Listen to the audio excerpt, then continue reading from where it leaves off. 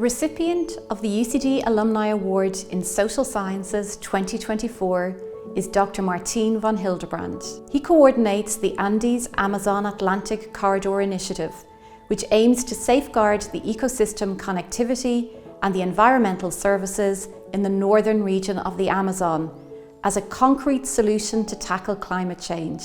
Through his efforts, over 26 million hectares of land were officially returned to local indigenous groups in the Amazon, empowering them to manage their own resources, education, and healthcare systems.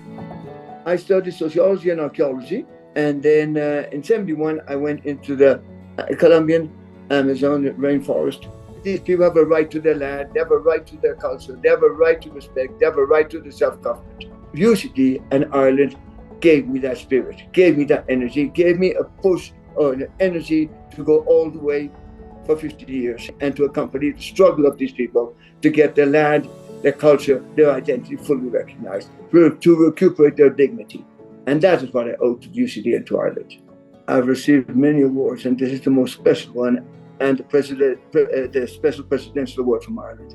I just wish my mother was still around. She'd be so proud.